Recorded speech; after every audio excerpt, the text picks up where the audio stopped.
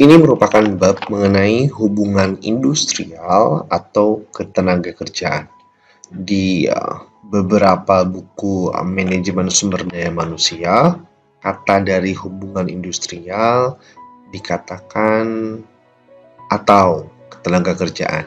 Tapi poinnya ketika Anda berkuliah di kampus Anda, bisa jadi ini dijelaskan pada mata kuliah yang berbeda. Karena ketika saya kuliah di pasca sarjana manajemen modal insani, ketika itu ada mata kuliah tersendiri mengenai hubungan industrial, lalu ada mata kuliah tersendiri mengenai hukum tenaga kerjaan. Bagaimanapun juga persepsi penjelasannya, bahasannya memang sama, inti di dalamnya, yaitu bagaimana pengelolaan hubungan antara buruh atau tenaga kerja, pengusaha, dan pemerintah. Poinnya di tiga itu, poinnya ada di tiga itu, ya, aktor-aktor utamanya. Nanti akan dibahas mulai dari landasan hukumnya dan juga pengertiannya jelas, tujuannya apa, dan detail-detail bahasan seperti pemerintah, seperti mediasi, mediator. Nah, nanti kita bahas ya, sepanjang kurang lebih tampaknya akan 20 menit ke depan. Oke. Ketika kita berbicara mengenai hubungan industrial, poin ini apa? Poinnya adalah hubungan kerjasama antara semua pihak, sehingga adanya produk ataupun produk dari barang ataupun jasa di perusahaan. Ya, hubungan kerja semua pihak yang terkait. Berbicara mengenai hubungan industrial, bila kita mengacu pada definisi dari Undang-Undang Ketenagakerjaan, saya cek yang terbaru masih ini, belum ada lagi yang terbaru dari Undang-Undang Ketenagakerjaan ya. Lagi-lagi dikatakan bahwa ini adalah hubungan antara pelaku orang-orang yang terlibat dalam proses produksi barang dan jasa. Siapa aja? Pekerja, pengusaha, dan pemerintah. Di mana hubungan-hubungan ini tentu saja dasarnya berdasarkan nilai-nilai dari Pancasila dan Undang-Undang Dasar 45. Berbicara mengenai landasan hukum, karena semua tindakan, semua aktivitas jelas butuh payung hukum ya, butuh dasarnya. Maka di sini ada Pancasila sebagai ideologinya, Undang-Undang Dasar sebagai konstitusionalnya, TAP MPR untuk struktur dan operasional, maksudnya landasan di sini ya. Dan di luar dari itu tentu saja peraturan perundang-undangan dan kebijakan pemerintah. Betul, memang Undang-Undang Dasar yang di atas dan TAP MPR merupakan bagian dari peraturan perundang-undangan. Kalau Anda ada yang lupa bahasan mengenai peraturan perundang-undangan, cek video saya dengan judul Hukum Dasar. Di sana cukup saya paparkan mengenai peraturan perundang-undangan. Poin nomor 4 ini berkata bahwa selain Undang-Undang dan TAP MPR, ada misalnya dari peraturan pemerintah, peraturan daerah. Ada aturan-aturan di luar Undang-Undang Dasar dan TAP MPR. Ya. Mengapa perlu ada bahasan mengenai hubungan industrial? Tentu saja agar adanya hubungan yang aman, harmonis, berkeadilan, dinamis. Untuk siapa? Untuk para pihak yang terlibat, terutama dari pekerja dan pengusaha. Ya, sama-sama sejahtera. Harapan itu ada win-win solution, adanya kemenangan bersama. Para pihak, tiga aktor utama yang saya sebutkan dalam prolog tadi di hubungan industrial, itu pekerja, pemerintah, dan pengusaha. Ini perlu mensupport job desk-nya masing-masing, tugasnya masing-masing, sehingga adanya keseimbangan untuk mensupport sebuah hubungan yang sehat, sehingga adanya output faktor produksi berupa barang atau jasa. Ya. Lalu pertanyaan, yang disebut kerja itu siapa? Beberapa menyebut kata buruh, pegawai, staf. Poinnya, apapun istilah panggilannya, semua orang yang kerja sama orang lain lalu dapat imbalan, ya, dapat upah, itu merupakan atau definisi dari pekerja. Sehingga kalau kita membagi unsur-unsurnya, ada unsur bekerja pada orang lain, ada unsur perintah dari orang lain, dan dapatnya kompensasi. Itu dia pekerja. Sedangkan pengusaha, ya lawan dari pekerja tadi yang mempekerjakan orang lain dan memberi upah atau imbalan. Pengusaha ini bisa jadi nanti punya perusahaan punya sendiri, atau bekerja mengorganisasi perusahaan orang lain. Perusahaan ini bisa juga jadi ada kedudukannya di luar wilayah Indonesia, yang ada juga di dalam gitu ya, diwakilin di Indonesia ini. Itu pengusaha. Sedangkan pemerintah di sini yang punya wewenang tentu saja untuk membuat regulasi tentang tentang ketenaga kerjaan, ya, juga pengawasan tentu saja di sini. Oke. Sudah paham ada 3 pihak utama yang berperan dalam hubungan industrial di sini. 3 pihak utama dalam ketenaga kerjaan di sini. Lalu apa masing-masing ada peran dan kepentingannya di sini? Kita lihat dari misalnya faktor utama, sudut pandang pertama dari pengusaha. Tentu saja aset dari perusahaan perlu dijaga, perlu berkembang asetnya, penghasilannya, kesejahteraan pengusaha dan pegawai sama-sama meningkat, kan gitu. Adanya aktualisasi diri. Ketika Anda mengingat bahasan ada teori kebutuhan dasar manusia, teori Maslow misal salah satunya, ya kebutuhannya nanti ujung-ujungnya setelah kebutuhan dasar terpenuhi adanya aktualisasi diri. Ada aktualisasi. Lalu bagaimana dengan sudut pandang pekerja? Diberikanlah adanya kesempatan kerja. Jadi ketika ada peluang dengan sesuai dengan kapasitasnya, diberi kesempatan bekerja ini sehingga dapat meningkatkan sumber penghasilannya. Untuk melatih diri, dapat pengalaman baru, keahlian atau keterampilan, karir-karir yang berkembang, dan sampai ke puncak karir dari pekerja. Gitu kan? Perlu diperjelas dalam hubungan industrial tentang aturan main. Dan tentu saja pemerintah juga punya peran, pemerintah juga punya kepentingan. Peran dan kepentingannya apa? Peran kepentingannya sebenarnya untuk kepentingan rakyat, untuk mengakomodir kepentingan-kepentingan atau menjamin adanya stabilitas hubungan antara pekerja dan pengusaha. Karena di sini dikatakan bahwa ada yang sumber saya kasih bold di sini. Sumber kesempatan kerja, penghasilan masyarakat, pertumbuhan ekonomi, pendapatan negara, itu kan merupakan sebuah kalimat-kalimat yang berkata bahwa pemerintah ini punya kepentingan untuk menjaga stabilitas dari pergerakan ekonomi di negara antara pengusaha dan pekerja di sini. Ya. Sehingga nanti ada outputnya jelas, ada yang menjamin penyediaan dan arus barang. Ya. Arus barang di sini. Dukungannya gimana? Dukungan dari pemerintah ini adanya sarana prasarana yang di ekonomi yang disediakan, ada kebijakan dari pemerintah gitu. Kan di sini mungkin ada kata-kata yang Anda baru dengar ya, mungkin hal-hal produksi investasi biasa ya. Jadi ada misalnya ada definisi fiskal itu kan kebijakan pemerintah yang pengarah ekonomi itu berkaitan sama pajak. Fiskal itu yang saya pahami itu. Nanti Anda bisa cari ya definisi sendiri, bandingkan dengan definisi persepsi saya. Lalu ada moneter. Moneter itu berkaitan dengan kestabilan perekonomian yang controlling dari tingkat bunga dan jumlah uang yang beredar. Itu kebijakan moneter. Dukungan pemerintah apalagi tentang ketenaga kerjaan hubungan industrial tentu saja di sini. Secara lebih umum ya. Oke. Ketika berbicara mengenai sebuah hubungan antara para pihak atau aktor utama tadi, tentu saja perlu ada aturan main, tentu saja perlu ada norma-norma yang berlaku yang ditaati.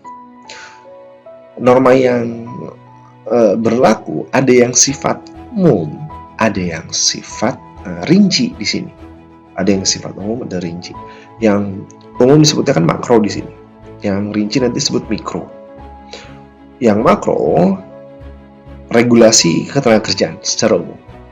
Kalau lebih kerinci ya persyaratan kerja. Kita lihat contohnya. Makro minimal dan mikro kondisional. Nih, kalau makro minimal ada undang-undangnya secara luas ya. Mulai dari yang terakhir ya, ada update, ada undang-undang cipta kerja. Ya. terlepas dari pro kontranya kan undang-undang ini berlaku. Undang-undang tentang kerjaan, lalu tentang kebebasan berserikat, dan tentang PPHI sendiri, penyelesaian perselisihan hukum industri. Jadi poinnya, aturan makro itu tentang segala bentuk undang-undang atau katanya peraturan perundang-undangan. Adanya aturan internasional yang ada di ratifikasi disahkan di Indonesia. Oke. Peraturan pemerintah bagian dari peraturan perundang-undangan nih. Jadi kalau yang segala bentuk undang-undang, poin itu adalah undang-undang ya. Ada peraturan pemerintah, keputusan presiden, dan keputusan menteri. Ini luas. Sedangkan mikro yang lebih spesifik, lebih detail tentang apa, misalnya tentang perjanjian kerja, peraturan perusahaan, dan perjanjian kerja bersama. Oke, situ. Anda ketika menjadi sudut pandang pekerja dan akan bekerja di perusahaan orang, ketika akan melakukan tanda tangan kontrak atau perjanjian kerja, jelas sangat disarankan baca secara detail tentang hak dan kewajibannya, konsekuensinya seperti apa, karena itu nanti akan mengikat Anda sampai jangka waktu sesuai dengan kontrak itu. Terlepas Anda pegawai kontrak ataupun tetap, jelas itu kan akan ada konsekuensi. Lalu ketika Anda menjadi sudut pandang pengusaha, membuat perjanjian kerja, yang perlu dipastikan jelas perlu tertulis dan terukur perjanjian kerjanya. Itu yang poin utama ketika Anda membuat perjanjian. Lembaga dan sarana yang berkaitan dengan hubungan industrial itu banyak. Ada 9 dikatakan di sini. Kita bahas satu persatu. Ya. Ada satu poin tuh saya bagi di slide jadi beberapa karena banyak bahasannya. Bila Anda ingin mengulik gitu ya, bahasa singkatnya, mengulik sendiri tentang aturan ini, Anda cari aja dasar hukumnya. Misal carinya gini, hukum positif mengenai serikat pekerja misalnya. Ketika Anda browse dengan kata kunci itu, nanti akan keluar dasar hukum dan membahas. Jadi tampilkan ini pasti akan ada di aturan, akan ada di undang-undangnya. Misal ketika kita membahas mengenai peraturan perusahaan, definisinya di sini peraturan perusahaan itu dibuat secara sepihak dan tertulis oleh pihak pengusaha, nanti disodorkan, diobrolkan dengan pihak dari pekerja. Itu peraturan perusahaan. Tujuannya apa? Tujuannya jelas, kembali ke keseimbangan, kembali ke keadilan, pedoman, agar apa? Agar harmonis, aman, dinamis, tetap berlangsung perusahaannya dan sama-sama sejahtera. Harapannya gitu. Ketika merumuskan dari peraturan perusahaan perlu ada ketika pekerjanya minimal ada 10. Disusun betul oleh pengusaha, tapi ada juga saran-saran dari pekerja. Lalu kan diperiksa sama pejabat yang berwenang.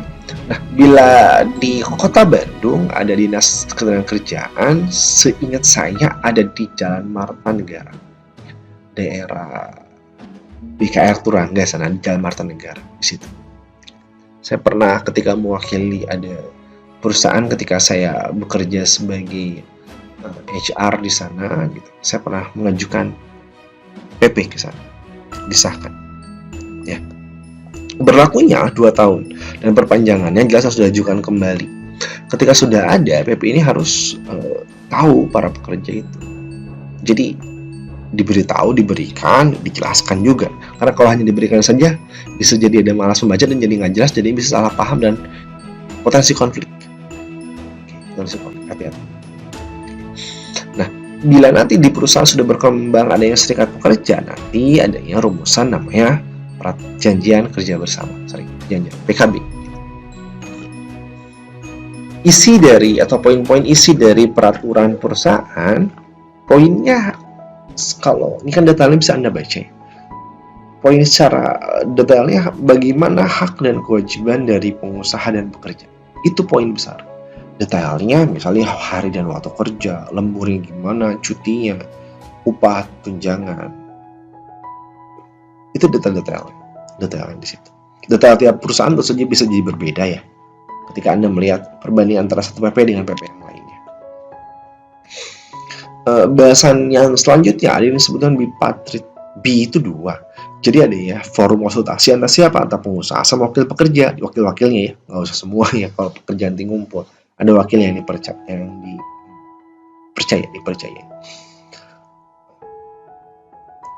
Ada bahasannya apa? Ya tentang hubungan industrial, agar kesejahteraannya gimana, tentang produktivitas. Itu BIPATRI. Ada poin selanjutnya yang berkaitan dengan hubungan industrial, itu serikat pekerja. Serikat pekerja ini dibentuknya oleh siapa? Ya jelas, namanya serikat pekerja oleh para pekerja. Tujuannya apa? Untuk memperjuangkan, membela seandainya ada hak atau kepentingan dari pekerja yang dirasakan ditekan oleh pengusaha. Serikat pekerja ini bisa jadi di perusahaan atau bisa jadi nanti ada di luar perusahaan, artinya tuh si pekerjanya yang tidak bekerja di perusahaan yang berkaitan. Kembali ke fungsi, mirip-mirip dengan fungsi dari atau tujuan dari peraturan perusahaan. Ada ya jelas untuk ada harmonisasi, ada hal yang dinamis dan berkeadilan. Hal yang menarik mungkin yang menjadi berbeda, namanya serikat pekerja ada ya perencana, pelaksana, penanggung jawab, pemogokan pekerja. Jadi kan poinnya teman-teman pendengar kuliah online MSDM saya, mogok kerja ataupun demo itu diperbolehkan oleh aturan, diperbolehkan oleh undang-undang dengan catatan ataupun dengan prosedur, dengan prosedur yang diikuti. Hal yang menarik juga tentang wakil pekerja memperjuangkan kepemilikan saham di perusahaan. Sepaham saya, seorang pemilik perusahaan yang baik akan memperbolehkan pekerjanya, stafnya untuk memiliki saham. Kenapa? Ini berkaitan dengan sense of belonging. Ini berkaitan dengan rasa kepemilikan yang tinggi, sehingga perjuangan juga menjadi tinggi untuk orang-orang yang bekerja di perusahaan tersebut. Serikat pekerja dibentuk dengan minimal dengan syarat ya, ada minimal 10 orang. Oke. Nanti serikat pekerja bisa jadi adanya bergabung ya, ada yang federasi serikat pekerja. Ya.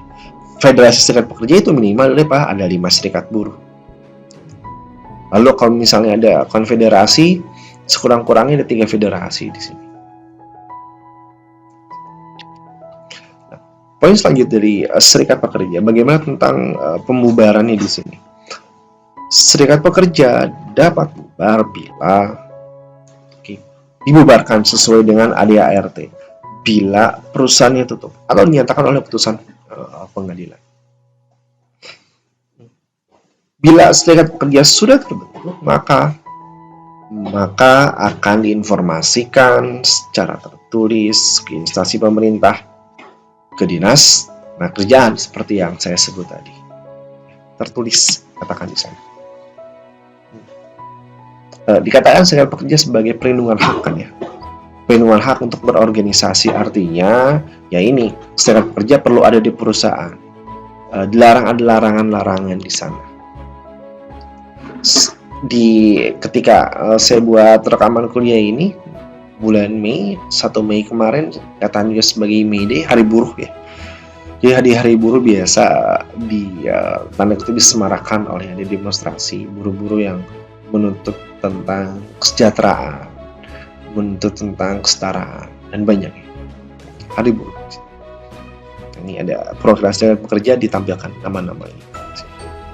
Ketika Anda melakukan demo, ya yang perlu diingat, yang perlu disadari, pahami atau kondisi dari perusahaan ataupun kondisi pengusahanya. Bisa jadi pengusaha atau perusahaan bukan jadi tidak ingin memberikan hak dari buruh, bisa jadi karena perusahaan belum sehat sehingga tidak bisa. Ya, poin yang saya yakini ketika optimal mengeluarkan semua energi sumber daya itu akan kembali lagi kepada kita. Tetap optimal dimanapun kita berada. Selanjutnya mengenai perjanjian kerja bersama.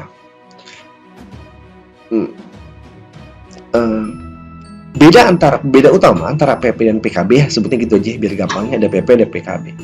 PP itu diusulkan oleh pengusaha, sedangkan PKB itu langsung disepakati. Maksudnya ada dua pihak yang langsung maju, yaitu antara perwakilan dari pekerja dan pengusaha. Beda-beda utamanya di sana. Manfaatnya apa? Mirip seperti PP tentu saja sebagai pedoman ya untuk pertegas pengakuan dari pengusaha untuk siapa? Untuk serikat pekerja yang ada. Seandainya ada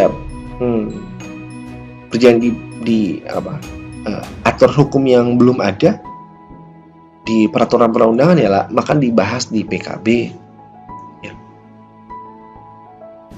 Dikatakan sebagai acuan penyelesaian perselisihan ya, karena kan pedoman tadi dikatakan ya. Harmonis tentu saja. Isinya kembali kepada penekanan yang saya bilang secara umum, hak dan kewajiban para pihaknya ditekankan di sini ya. Perumusannya seperti apa, ini detailnya ya. Dalam musyawarah misalnya ya dicantumkan dalam bahasa Indonesia dan huruf Latin ya, biar bisa dipahami kan, itu maksudnya ya.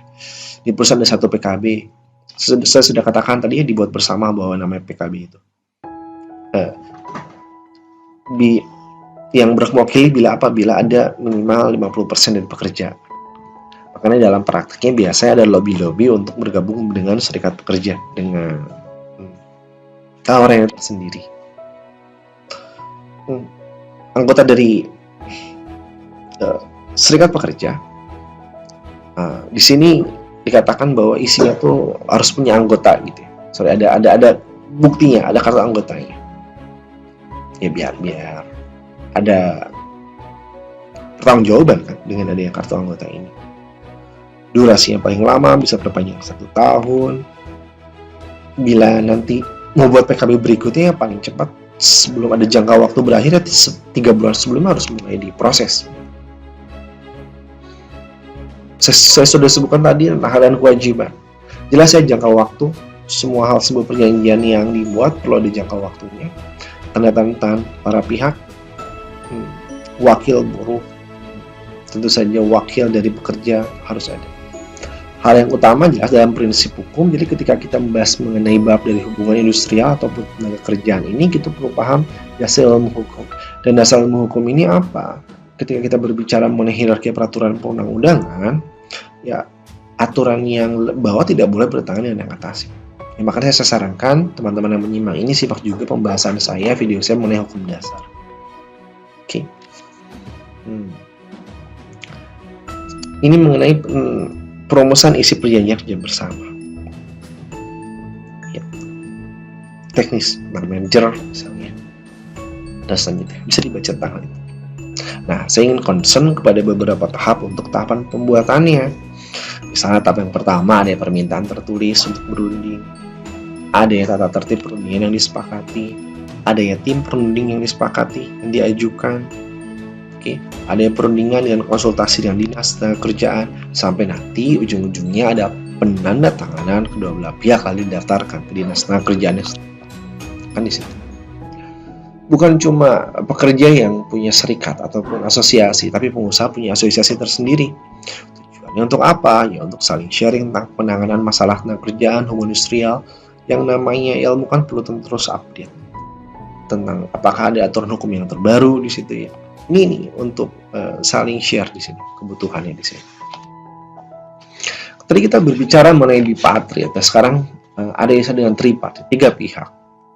Ya 3 pihak siapa lagi? Ada unsur tambahannya. Kan tadi sudah forum komunikasi ya. Di sini unsur-unsurnya ya pemerintah, serikat itu ya, TAIPU dan asosiasi pengusaha. Keanggotaannya ada sudah ke nama misalnya di sini. Ada pemerintah, ada menterinya, asosiasi pengusahanya, ada Apindo, serikat pekerja, ada pimpinan organisasi. Tripartit. Berikutnya mengenai penyelesaian perselisihan hubungan industrial. Ketika membahas mengenai perselisihan hubungan industrial, poinnya itu ada 4 dasar. Ada 4 dasar. Nanti kita bahas tentang 4 dasar itu ya, tentang dasar gugatannya. Dasar hukumnya jelas mengenai peraturan ketenaga kerjaan ada di Undang-Undang Ketenaga Kerjaan poin utamanya. Maka pahami ini untuk pergerakan. Mengapa dibutuhkan pendidikan hubungan industrial ke banyak pihak? Ya tentu saja agar adanya hubungan yang lebih sehat karena semua sama-sama paham tentang aturan mainnya. Nah ini penyelesaian perselisihannya. Ketika ada buruh atau dan pengusaha berselisih, ada 4 dasar atau macam perselisihannya. Bisa berselisih karena hak, bisa berselisih karena kepentingan, bisa berselisih karena PHK, bisa berselisih antar serikat pekerja. Jadi bisa dalam satu perusahaan ketika ada lebih dari satu serikat pekerja itu bisa ada perselisihan tersendiri. Dan ini ada jalurnya. Pertanyaannya adalah apa yang menjadi dasar atau cakupan dari perselisihan hak itu mengenai perbedaan penafsiran. Poinnya di situ. Tentang perselisihan kepentingan ini mengenai perubahan syarat kerja atau pembuatan syarat kerja perselisihan atau yang menjadi dasar gugatan. Ketika ada perselisihan PHK jelas ada yang tentang konflik mengenai pengakhiran hubungan kerja yang dianggap tidak sesuai. Oke. Dari perselisihan antar serikat pekerja cukup jelas juga ya judulnya. Ketika dalam satu perusahaan ada lebih dari satu serikat pekerja dan berselisih dan perlu ada solusinya pengadilan. Proses untuk berselisih itu ketika dalam hubungan industrial nggak melulu tiba-tiba ke pengadilan dan ke pengadilan, nggak melulu ke sana. Ada tahap-tahapnya, ada prosesnya. Misal penyelesaian antara dua belah pihak dulu, atau penyelesaian luar pengadilan. Apakah mediasi misalnya luar pengadilan? Mengapa pengadilan diajukan untuk menjadi upaya terakhir? Karena ketika masuk ke pengadilan ini pertama akan bisa memakan biaya yang banyak, waktu yang lama. Belum lagi adanya konflik yang bisa diekspos kepada luar sehingga publik menjadi tahu. Hal-hal misal latar-latar seperti itu yang menyebabkan ini sebaiknya diselesaikan di luar pengadilan dulu. Apakah dua pihak yang saling bernegosiasi ataupun nanti membutuhkan pihak ketiga untuk penengah. Ya. Bahkan di sini ada bipartit, para pihak misi caranya mufakat. Yang menarik ada penyelesaian luar pengadilan melibatkan pihak ketiga seandainya obrolan antara dua pihak ini belum menemukan kesepakatan adanya pihak ketiga untuk membantu. Ada mediasi, nanti Anda baca ya situ definisinya. Ada konsiliasi, dan yang terakhir ada arbitrase, baca juga. Yang ingin saya tekankan terlepas dari definisi ini adalah lalu bedanya apa ketika sudah dikatakan ini adanya penyelesaian pihak dengan bantuan pihak ketiga, tapi ada istilahnya berbeda. Nah gini, dengerin. Seperti biasa di kuliah saya ketika menyimak kuliah sambil dicatat ya, dibuat mind map sehingga nanti memudahkan untuk belajar kembali. Ketika kita berbicara mengenai mediator ataupun mediasi dia, mediator kan orangnya, prosesnya mediasi, orangnya mediator. Ketika sudut pandangnya jadi perannya, seorang mediator itu dilarang untuk menyelesaikan sengketa dengan memberikan saran. Jadi namanya mediator ini memancing tugasnya, memancing ide keluar dari para pihak sehingga usulan-usulan keluar dari para pihak itu sendiri perannya itu. Saya paham ini karena saya sudah memiliki sertifikasi mediator, namun dengan spesifikasi bukan hubungan industrial atau ketenagakerjaan saya memposisikan diri sebagai mediator di keluarga. Seandainya ada konflik antara anak dengan anak ataupun orang tua dan anak, fokus concern saya di sana. Sedangkan peran arbiter dan konsiliator gitu. Ini orang-orangnya kan arbiter, administrasi namanya, konsiliator tadi dikatakan konsiliasi ya. Diingat di sini. Oke. Balik. Seorang arbiter gitu. Dia seandainya ada sengketa dia berhak untuk melakukan pemutusan gitu. Jadi itu berhubungan sifatnya akan menjadi aktif gitu. Sedangkan mediator tadi pasif karena memancing sifatnya. Konsiliator juga membantu menyelesaikan ngasih anjuran. Konsiliator mediator nggak boleh ngasih anjuran seperti itu. Jadi bila bertanya mengenai perannya tadi sudah, dan sifatnya ada yang aktif dan pasif kan ya. Lalu tentang kekuatan hukum penyelesaiannya, mediator bisa jadi putusan kesepakatan tidak mengikat, perlu adanya disahkan kembali di notaris untuk menjadi mengikat gitu. Sehingga bisa menjadi misalnya akte perdamaian. kekuatan hukum penyelesaian ini antara mediator sama konsilator sama, tidak mengikatnya. Yang menjadi berbeda di sini perbedaannya adalah arbiter. Arbiter tuh langsung ada mengikat. Semoga lebih jelas ya perbedaannya di situ. Sekali lagi ada sifatnya pasif dan aktifnya, lalu ada putusannya mengikat dan tidaknya. Yang sehingga apabila tidak mengikat itu perlu nanti ke notaris untuk disahkan. Atau mungkin nanti ada yang lewat ke pengadilan ya, langsung. Nanti bisa Anda coba ulik di dasar hukumnya kalau misalnya penasaran untuk mendalami ini.